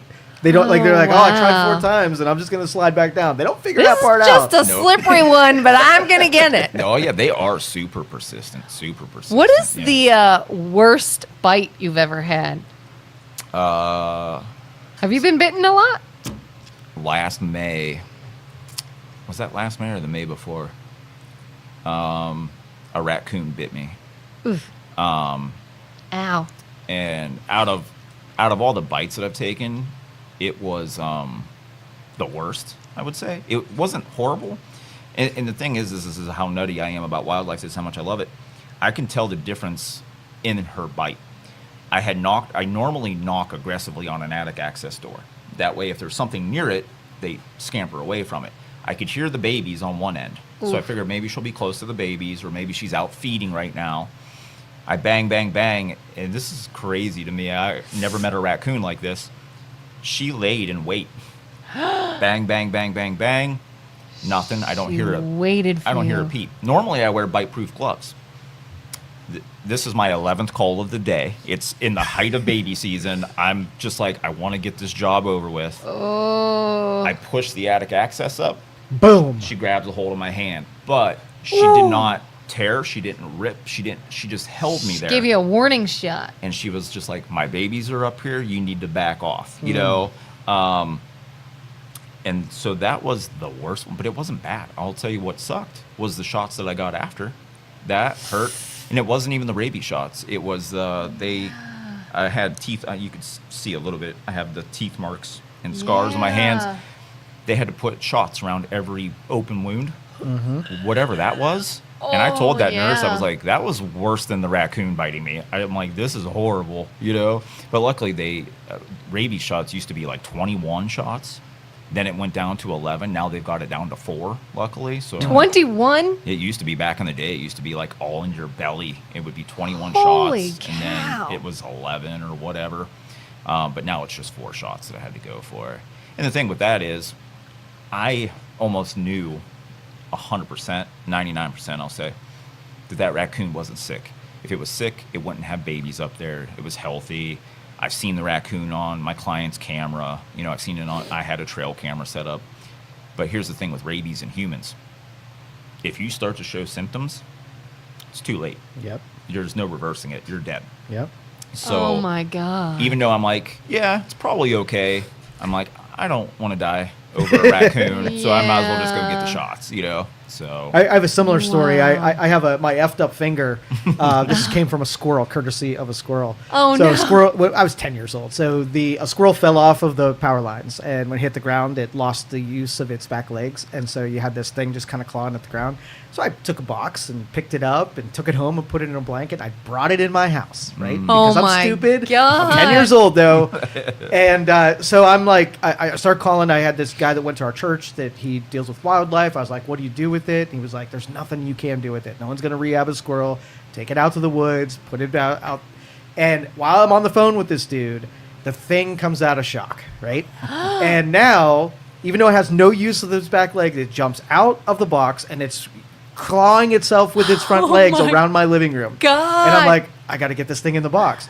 And I went to grab for it. It turned around and it put its teeth straight through my nail and finger, right? Sliced my finger right in half.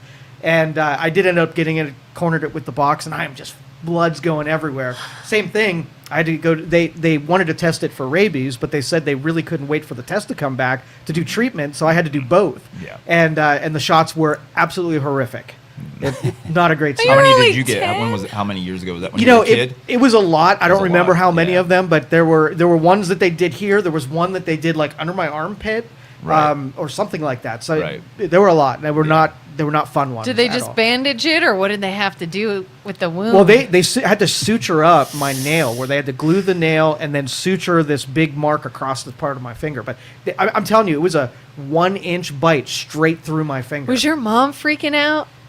I had blood everywhere on the living room. It looked like a murder scene. That's why I'm like, my son is 10, and if this happened to him, I would freak out. Ooh, I So, would wig kids, out. the moral of this story is leave it alone. Leave Call wildlife an alone. experienced person that deals with Right. this every day, because you would have Absolutely. not had the same strategy that I had, right? No, but you know, when you're a kid though, like you said, at 10 years old, I would have done the same thing, you know. And I will say, to answer the question, go back to what you're saying about my worst bites, I probably had more scary close calls than I've had bites. Like, I've been bitten by a ton of snakes. It's just It's part of the gig. It's just part of the game. It is what it is. I've had birds peck me, you know, and that's Yeah. uncomfortable, but not a big deal. But I've had some ones, like you were talking about that squirrel, Lieutenant Dan, you know, with its back legs. Yeah. You know. Lieutenant Dan. So, That should have been his name. That would have been amazing had that movie come out. but Lieutenant Dan.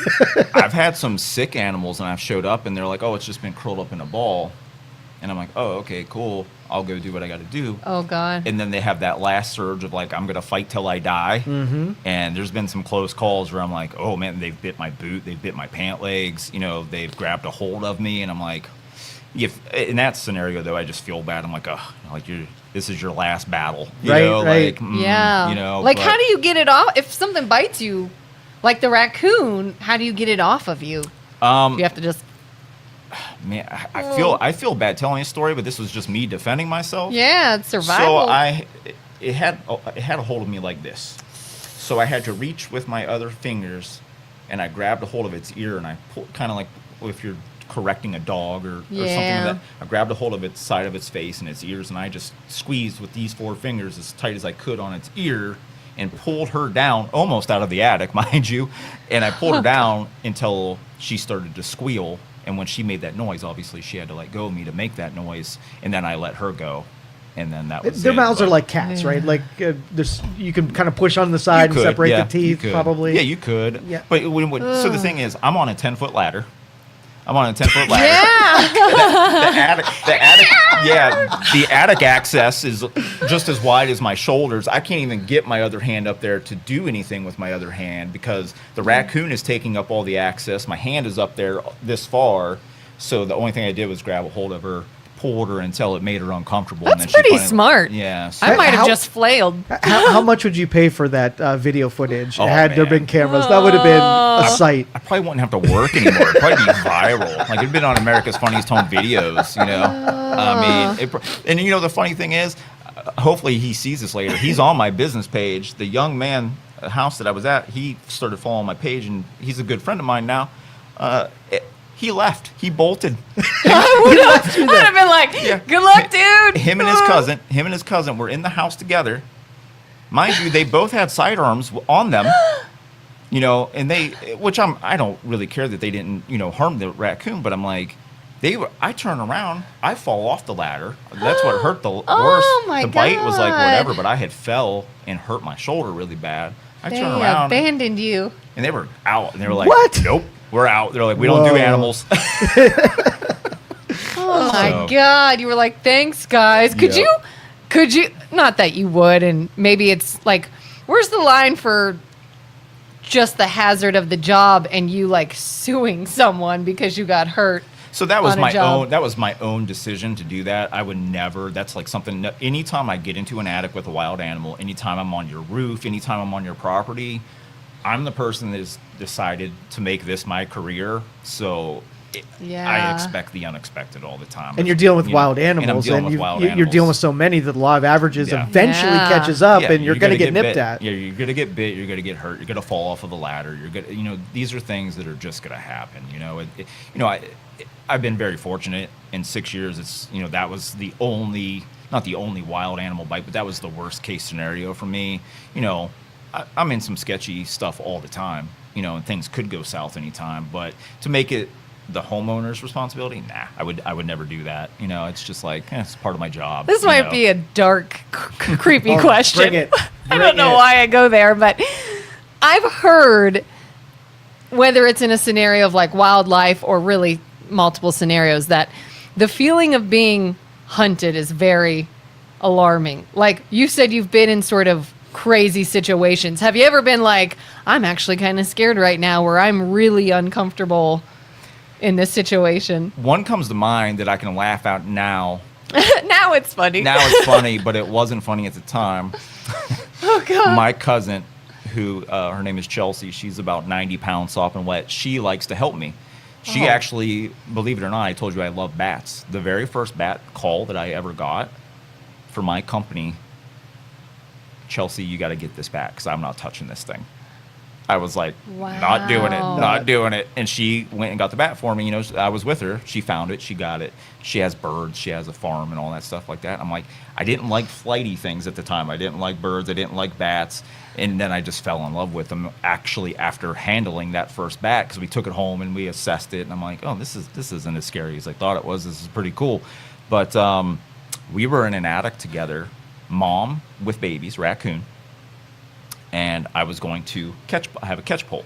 I was going to catch pole her, get her in a cage, get the baby secure, seal up the house. That way we can release mom. Mom will come get the babies, take them somewhere else, you know. Flashlight dies.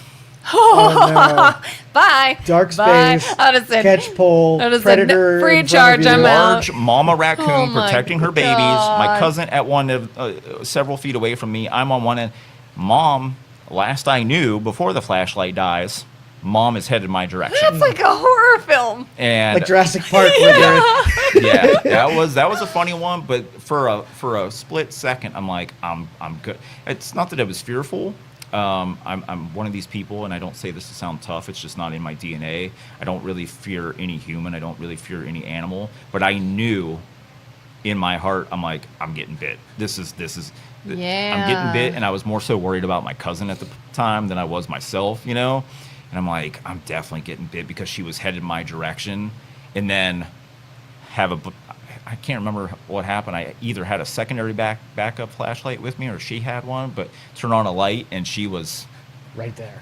right there, way too close. Oh. But to, Yeah. the point about when you're walking around and you feel like you're being hunted. Yeah. Like I'm more afraid like bears and foxes or whatever.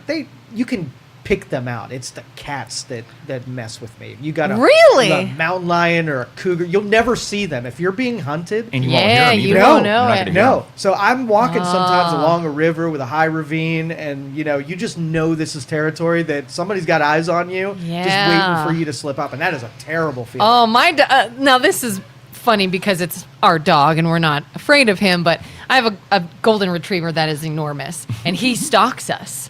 And sometimes he'll be up at the top of the stairs and we're below, or you could just be in the kitchen and he comes from the living room and he gets in this low and my husband will go, "Stop it right now." And he'll be like, and then he'll pounces. come again and he'll freeze just for a few seconds and then bang, he'll Yeah. pounce on you. Oh, So yeah. I'm like, I can't imagine being in the wild and seeing something. Like, what would you do You if wouldn't see something it. took It- that? It would hit you before you even knew it was there. That's what's scary about Oh it. my gosh, yeah. Like the bear scenario, like I said, when I was in Hubbard, hearing those crunches, like I've been in a lot of people that have woods around their house, and I'm there at night, and I've heard some snaps of twigs and some crunches, and I'm like, it's not a fear, but your senses immediately all get heightened. Like your hearing, your hearing, your eyes, your every sense Yeah. goes into overdrive because you're like, what is snapping that twig in this pitch black dark? You know, Could be an acorn falling, or it could be a black bear. I'd be so could be something, yeah. And but I like that kind of stuff. Like I'm a horror movie guy. I'm into a lot of stuff, and like I said, I don't really. There's never been a time, wildlife speaking, that I've been scared. Now there has been some times when I'm not afraid of heights at all, but there has been some setups. Thank you to some of the people that I now work with that are contractors and handyman. I've learned a lot of different ways. There's a picture that my first year of working with bats, doing bat exclusions, I was new in business, didn't have a whole lot of money. My starting of my business is the most anti-ambition story ever. Nobody should start a business the way that I started a business. I can definitely tell you that if you want. My ladder was not tall enough. Okay. I see this guy's house that I'm working at. He's got a stack of pavers. And I go, okay, well, I'm just going to stack these pavers up, and I will now make my ladder tall enough. Oh my God. And they're OSHA approved for sure. and like stupidly, I post this photo on my Facebook page, like, "Hey, getting the job done today," and people are like, Everyone's like, "Go live, they're please like, go live." They're like, "Yo, you're gonna die." Like the guy that was with me at the time, a good friend of mine named Nick, he helps me, and he was like, "Man," he's like, "I don't want you to do this, man." He's like, "Just go buy a ladder." And I'm like, new in business, I'm like, I can't afford an extension ladder at this point. I'm fresh in business, they're $500, So we stack these things up, and God. I take the photo and think, this is the coolest setup ever, and my client's happy I'm getting the job You're like, done. I'm innovative. And the bricks are like this, the pavers, and I'm Oh, like, man, God. if one of them would have kicked out, that'd have been the end of me, And I've been on some like pitch, some roofs that are the pitches are pretty crazy and stuff like that. Those are the ones that animals don't scare me, but there's times that I'm like, man, I don't like this roof, I don't like this ladder setup, so now I'm extra cautious on how I do stuff and making sure that not only for my own safety, but the integrity of my client's home too. It's like, if I die, that sucks, but you also have a giant hole in your roof that also sucks for you, and I don't want that to happen, Well, now you know why women live longer than men. Yes. Kelin 100%. stays away from snakes. Yep. I'm calling you guys. Yep. And I'm you out. don't build pavers and ladders on top of it. Over here, there's some risk tolerances that are way higher. Yeah. Well, how about any like innovations with technology in your business? Like, can you get drones or things to go where? Yeah. So the cool thing is, there's only certain things. There is thermal. I'm one of the. This is like breaking news on your guys' podcast do it. because Yeah. I'm one of the only people that I know that gets a compliment on the fact that not so much a drone, but I have a handheld thermal device. And I'm able to look at your wall and they say, I hear it right here. And let's say the rest of the temperature is 40 degrees around it, and then there's this glowing ball, and then I tap right where that glowing ball is, and it scurries away. It's like, oh, I found your animal, That's cool. There's a lot of other companies that aren't doing that. And you could do that with drones as well when you have a thermal on there.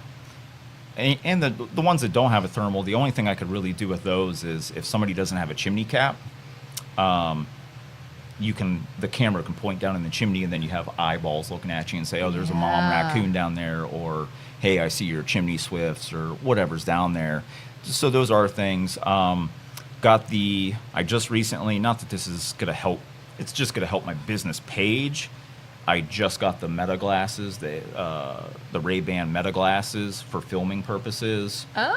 So because there was, to get views, to promote my company, again, I took risks that I'm like, well, that was pretty dumb, Now I can film hands-free when I'm handling an animal rather than like, let me one hand grab this animal and use my iPhone, and take a selfie and do all this stupid stuff. That's why I bought the glasses. So let's do a review on those glasses. I want to hear. I just got a pair. I haven't really used it yet. So what's your experience been so far? So, man, my experience was, so first of all, I have to tell you, I purchased them. They weren't in stock at the store that I was at. They ordered them for me. And I go, I want this size, this style. And they go, perfect. I get them. I'm super excited. Go home and take them home. Put them on. They look like car windshields on my face. And I'm like, this is the frame is the wrong frame. So then I called the company that I purchased them from. I said, you sent me the wrong size. Get them. Finally got the right pair. Take them home. Took the lenses to get my prescription put in them. And all I've done so far, probably the same thing that you've done, is I programmed them to my voice and I've asked it questions. I did the tutorial. So far, the photos look amazing. The videos look amazing. Amazing. Wow. Super amazing. Now, did you get the ones with the armband and they have the little display in the lens? No? No, I got the Ray-Ban, I think I got Wayfarer. yeah, Wayfarer. That's what they were. Wayfarer, the second generation Yeah, Wayfarer. the same ones I got. Same ones that I got. Yep. It doesn't have the armband. It just goes straight to my phone. So I can go live on Facebook. If I want to show, my followers on my page, like, hey, I'm up in an attic and I'm dealing with this, or hey, I'm in this pond, fishing this snake out, or whatever. It's going to be really cool. It's And you control it with speech? Yep, with like speech. start Yep. recording and things like that? Yep. That's cool. Yeah, all you have to say is Meta take a video, or Meta go live on Sonar Solutions page, Wow. and it'll do all that for you. The one thing, I don't know if you had a problem with this, the one thing when I was setting up my glasses is the way that you speak to it really, really matters, because I asked it a question because it's female? Okay, I get it. It is, and mine has a British accent, so Yeah. I think if I speak Mine in a too. British accent, then she listens better. Oh, Yeah. I get it. Bloody Okay. hell, yes. but I was setting mine up, and I said I accidentally connected my glasses to my personal Facebook page, not my business Facebook page. And I said, hey, Meta, how can I switch from my... Well, you can't do that. And then I rephrased the question, and they're like, oh, all you have to do is unattach. And I'm like, But I had to do that 3 times, and I was like the first day, and I'm already frustrated with these glasses right now because like it was how I worded my question really, really mattered. So I don't know how much that's going to play into, I'm just looking to do videos and photos and just whatever promotes my company and shows people wildlife, That's up close and interesting. personal. But Well, see, I feel like a goof when I have to say commands around other people, like camera turn on, right? Yeah, I feel like an idiot. right. And Now they already think you're a robot. I know, I know. But the one that goes on your wrist, it measures the tendons in your wrist, Oh, and wow. you make hand gestures to do those same things. So if you go like this, you can Oh, wow. program it to start filming. Oh, that's cool. And rewinding Yeah. and start streaming just with hand movements. I might look even weird, like playing the piano in midair while I'm around people, but I'd Yeah. rather do that than speak out loud in front of a crowd. it's you know? funny. You're worried about speaking out loud, but you'd rather have a bionic arm. Like, Yeah, out in right. public. Yeah. You must be yeah, that's it. Well, what about like night vision goggles? Night vision. Do you use That those? would be so. There's handheld night vision goggles. There's That would have helped with the binoculars. raccoon when your flashlight dies. Yeah, and- really. Yeah, so I'm coming up on my 6th year. So the way, again, like I said, the beginnings of my company are very laughable. But I'm just now I'm coming up on my 6th year, and I'm just now getting to a comfortable point in my business to where I am adding things that you're talking about, where I'm like, I want to make my life a little bit easier so I don't have to crawl around in this dirty attic, so I don't have to get on this roof, so I don't have to. So those things are collectively coming. That's why I said I got the thermal imaging device. I'm looking at drones right now because it is nice to. There's a lot of times when somebody has something in their chimney, and I'm doing it the old school way where I'm setting up a ladder, I'm getting on the roof, I'm looking down the chimney, or I do have the one thing that is nice, it's actually meant for, I want to say plumbers. It's a snake camera. Mm-hmm. So I can open up the damper of your fireplace, put the snake camera up there, and see eyeballs or fur or feathers or what is up there. So Yeah. I'm starting to slowly collect more technology to help me out a little bit more. But I don't want to go overboard because what I do is kind of fun. It's almost like, some people skydive, some people bungee jump or fight or whatever. You're like, I'm gonna go wrestle some It's wildlife. like it's fun for me to set up ladders and crawl on roofs and go into attics and be face to face with these animals. I've done some, I've been in swamps up to my chest, setting traps and getting snapping turtles and snakes and doing all kinds of fun stuff. So there's certain things that technology can do for me, but at the end of the day, there's still a lot of work. Takes that I away have to the do. thrill. Yeah, it takes away the thrill, and some of it just has to be manual. That's part of what I like about it. Is there anything that you discovered once you started doing it that you were like, I never considered that, or something you learned about wildlife or trapping or anything? And So I remember telling you guys at the beginning when we started that my perspective has changed a lot, and that's something that I learned, and I try to explain this without being offensive to all of the people watching this, my clients. you will always offend the internet. Doesn't matter what you say. Oh, trust me, I know. The one thing that changed my perspective greatly is when I show up is people that don't manage their property or manage their home well. And now this is with the exemption of elderly people that can't get out. Okay, with handicapped or disabled people or people that have certain things going on to where they can't monitor their property.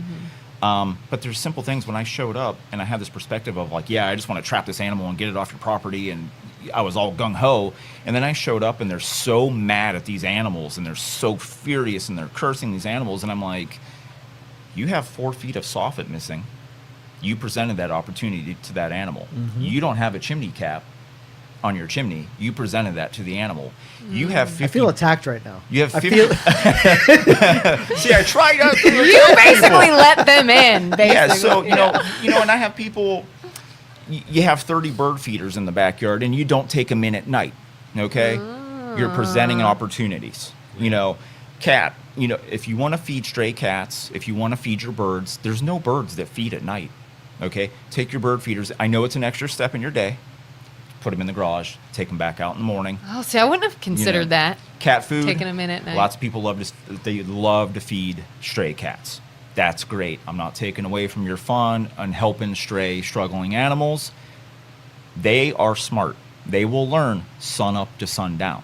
if you're leaving cat food out or tuna fish or wet cat food out, you're inviting wildlife on your property. So certain things like that, it's like, that's what changed my perspective of, you are so upset, you want me to come and kill or dispatch this animal, but yet you've given it 15 reasons to be here. Yeah. It's not the animal's fault. You presented them all these opportunities. So we Yeah. need to learn some coexistence here. We need to button up that soffit. We need to get a cap on that chimney. We need to get your cats on a schedule, get your birds on a schedule, and that's really changed my perspective. There's a lot more educating the public Yes. than just dealing with the Yeah, and when wildlife. you're doing a project or you're putting clutter in your lawn, you're never thinking this is inviting the wildlife. You're just Right. utilizing one of your, something Right. on. Yeah. I did a tree fell down, cut it up, made a big wood pile, and all of a sudden I had a freaking ton of animals that were living in that wood Oh, yeah. pile. So I had to go back out there and cut it up and burn it all off and give them a Yes. reason to not be there anymore. Absolutely. Yeah. And same with lawn care. I encourage people. And I'm different. I live different. I don't want to be on the front of Better Homes and Gardens. I want wildlife. I know how to keep them out of my home. I like to see them.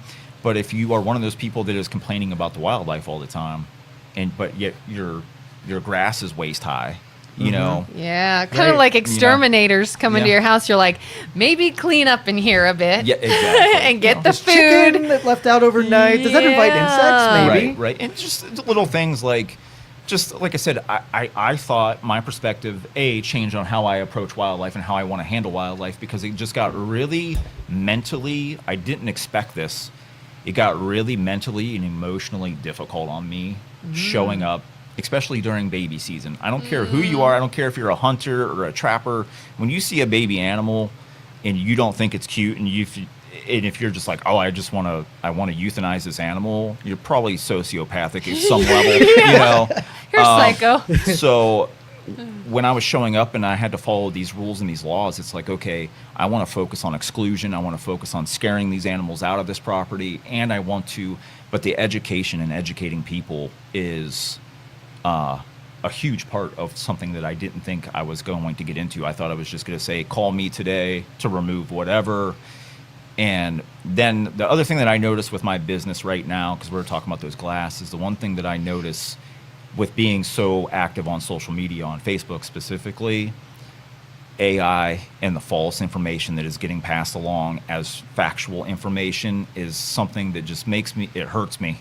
I take a lot of time and a lot of effort making posts that come from wildlife biologists, come from the ODNR, come from my own experience, and then somebody just makes this horrifically sad AI photo and says something about an animal, and you're like, that's not even factually true at all. Like, and you're spreading this, it's getting clicks, it's getting views, and it makes me, it does upset me to the point of like, man, like I spent hours at 3 o'clock this morning making a post about feeding deer or bats or whatever it is, and I'll maybe get, I had some stuff go viral with a few million views, but I'll maybe get 20 people that are like, cool, and give me the old blue thumbs up. And then somebody writes a fake post and it gets 2 million shares, and you're like, And now everybody's dumber because of it. Yeah. and now everybody's dumber because of it. Yeah. I've just like, there was one that I did a video on recently, and it was so laughable. And sadly, it came from somebody that was supposed to be directly dealing with wildlife, not a trapper like me, but they said snowblowers are responsible for 50,000 deaths of wildlife because of your driveway. And I'm like, What? the driveway that we drive on every day, the driveway that doesn't have, you know what I mean? Exactly. That we drive on every day, that we walk on every day, and that we plow. And then also, if you think about this just factually, what organization is going around knocking on your door and says, hey, how many animals did your snowblower spit out today? Nobody's going around and collecting that information. Yeah. Totally made up, totally fiction. What Totally, the heck? Totally fiction. And I'm like, and this is the stuff that gets share after share after share after share. And it's like, I get very discouraged trying on my social media. I get very discouraged, and I take breaks sometimes because it's like, Gets to be honest. but then I get mad at Same. myself because I'm like, I can't take a break because now more false information is getting shared, about wildlife and how we can coexist with wildlife and, stuff that you see all the time. Hey, if you see a raccoon out during the daytime, it's got rabies. No, there is nothing that has ever said that a raccoon is only nocturnal. Nothing. Wow. Yeah, that's heard one. that your whole life. Yeah, that's Heard, widely believed. I it's think widely believed. the rabies that don't touch it, the mother will abandon it. Yep, stuff like that. Yeah. And then, like I said, the AI stuff and all these posts are just going crazy, and it's a lot. So those are the things. And with wildlife, I think I've just learned, if it's taught me anything, it's my approach not only to wildlife but to life in general. It's just been slow down and pay attention a little bit more, because when you're all gung-ho and you're all hyped up and you're it's almost a fear, not a fear, but you're just amped up and you're like, oh, animals, not to sound hippy-dippy, but they can sense your electromagnetic fields. They know if you're aggressive. They know how your approach is. They know if you're slow, and saying, hey, I'm here, and you give them the time, you give them the space versus you charge them. That's when you're getting bit. That's when you're getting sprayed by skunks. They can't see very good. I learned that the hard way in my first year in business. With a skunk. They can't see chase 'em? well. They can't see very well, and I pulled in. I didn't get sprayed, but it did spray. I didn't get sprayed directly, but I approached it very fast, and it sprayed. I scared it.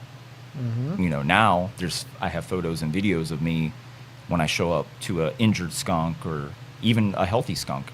I have sat down next to skunks and just let them know that I'm there. Don't move. Don't make loud noises. Don't be aggressive. Don't be Non-threatening. fast. Non-threatening. My heart would be beating so fast if that were. Do you show up like I would be head to beekeeper toe? suit? Yeah, or like a hazmat suit. Yeah, Tyvek suit. So Yeah. I should. I very rarely do. And I'm sure it'll come back to haunt me one day because, anything when you're arrogant or cocky, it'll come back to bite you. Just like I said, not wearing a glove the day that I should have been wearing a glove, I got bit. With skunks, more often than not, I don't wear any protective stuff. I do get a lot of my clients that when I go up into they're like, you don't have a gun? You don't have this? You don't have that? And I'm like, they're like, and I'm like, no, I'm good, because I have learned to slow down and what to look for. But if I get sprayed, I get sprayed. It is what it is. If I get bit, I get bit. That's just part of the job. When, you got to figure in a year, I don't know how I can say it, but in a year, I probably see hundreds of animals. Hundreds. If I get bit one time, Good odds. It's a good year. That's a good year, So Let me get a consult out of you. See what your feeling is. So Sure. motorhomes that sit in driveways, parking lots, wherever, and making contact with the tires. And if an animal gets up there while it's sitting, dormant, winterized, whatever, they can tear stuff up. Oh, yeah. What would you do to keep those things from, getting excited about making entry into your motorhome?